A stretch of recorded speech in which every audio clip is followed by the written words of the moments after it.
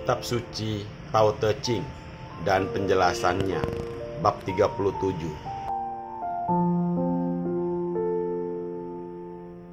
Bab 37. Tao tidak bekerja, tetapi tidak ada sesuatu pun yang tidak dikerjakan olehnya.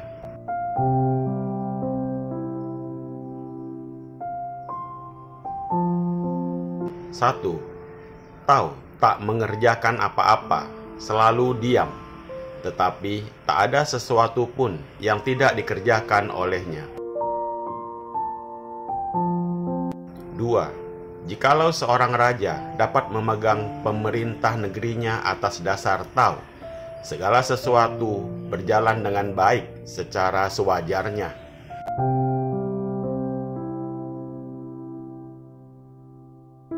Tiga, apabila sudah berjalan dengan baik, mereka masih memiliki keinginan untuk bekerja menyampaikan keinginannya.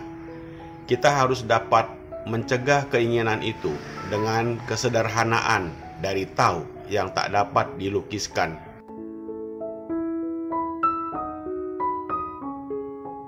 Empat, kesederhanaan dari Tao yang sewajarnya itu akan menyingkirkan keinginan.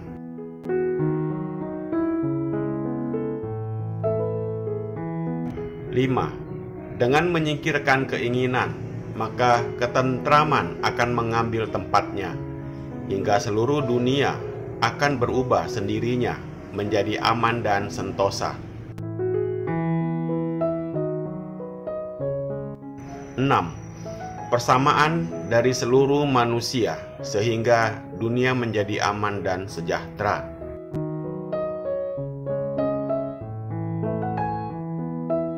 Di dalam kitab Tao Te Ching, Lao Tzu telah menguraikan masalah dunia. Antara lain, ia mengatakan bahwa dunia tak pernah mengalami ketentraman abadi.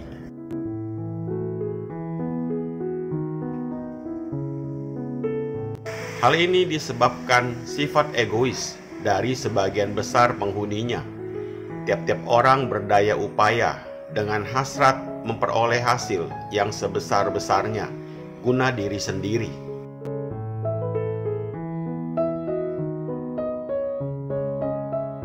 Sedangkan kepentingan orang lain tidak dihiraukan, sehingga menimbulkan pertikaian, menimbulkan ketegangan dan peperangan antara bangsa dengan bangsa.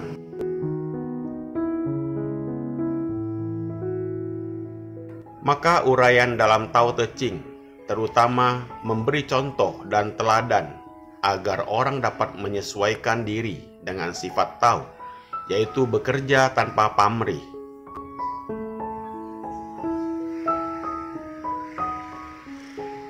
Tao bersifat sewajarnya bagaikan alam. Alam kelihatan diam dan tidak mengerjakan sesuatu. Segala sesuatu nampaknya hidup dan bergerak dengan sewajarnya, tetapi semuanya itu sesungguhnya adalah buah pekerjaan alam.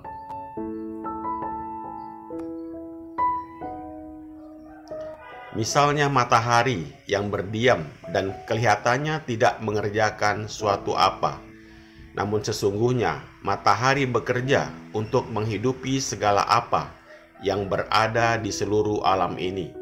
Ia mencurahkan sinar prana yang mengandung gaya hidup sangat besar tanpa ada taranya.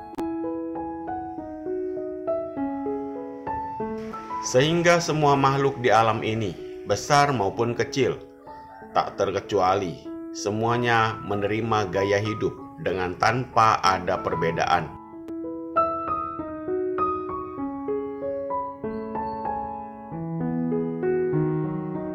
Demikian pula dengan pepohonan yang selalu diam dan tidak kelihatan bekerja, tetapi diam-diam pepohonan itu menciptakan kuntum bunga di seluruh ranting dan dahannya. Kemudian dengan perlahan kuntum bunga itu berkembang dan selanjutnya menjadi buah.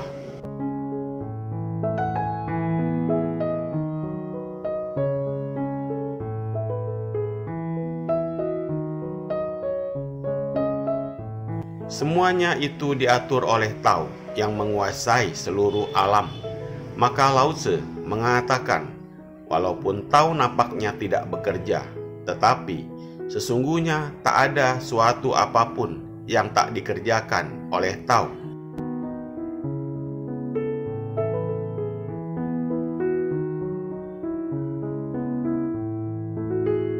Orang budiman yang hidup sesuai dengan Tao pun dikatakan tidak berbuat sesuatu, walaupun masih bekerja dengan giat dan aktif, tetapi pekerjaannya itu bukan atas dorongan dari keinginan atau hawa nafsu.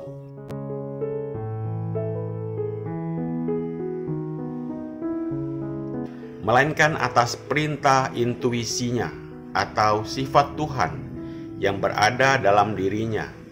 Jadi sang aku sudah tidak bekerja pula, hingga sifat dari pekerjaannya tampak sangat luhur dan mulia, karena bukan untuk keuntungan diri sendiri, tapi untuk sesama makhluk hidup. Pasal 1.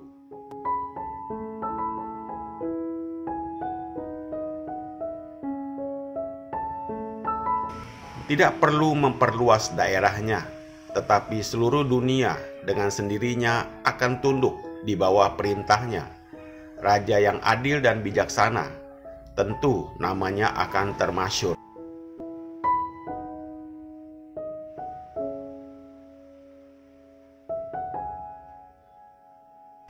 Hingga orang-orang pandai di seluruh dunia akan datang untuk berhamba kepadanya, dan raja-raja muda yang berkuasa di sekitar negerinya dengan sendirinya akan takluk di bawah perintahnya. Pasal 2.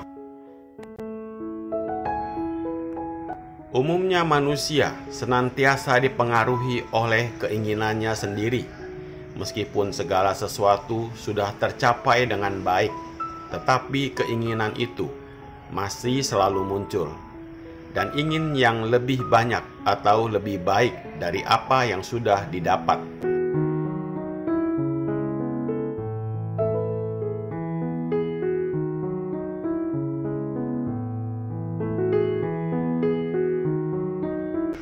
Ini memang sifat dari keinginan yang tidak mengenal kepuasan. Maka kita harus dapat menindas keinginan itu dengan sifat kesederhanaan dari Tao yang tak dapat dilukiskan.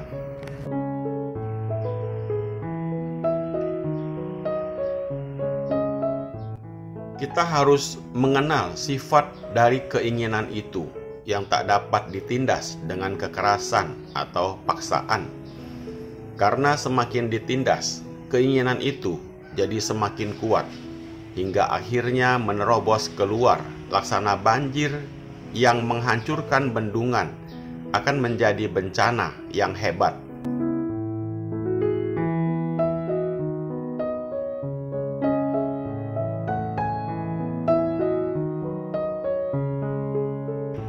Maka kita harus dapat menggunakan kebijaksanaan sesuai dengan Tao untuk mengubah keinginan negatif ke keinginan positif.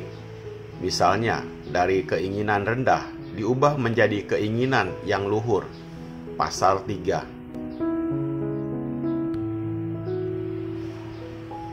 Apabila orang dapat kembali pada sifat wajar yang sesuai dengan Tao, maka ia akan terbebas dari keinginan duniawi. Pasal 4.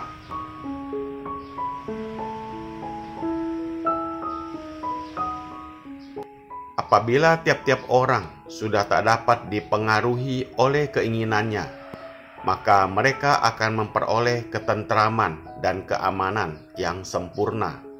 Pasal 5.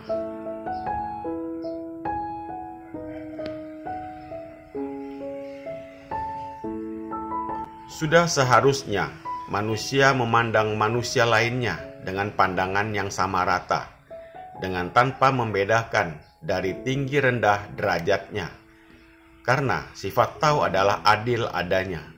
Pasal 6.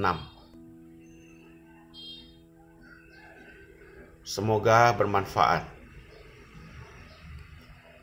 Terima kasih.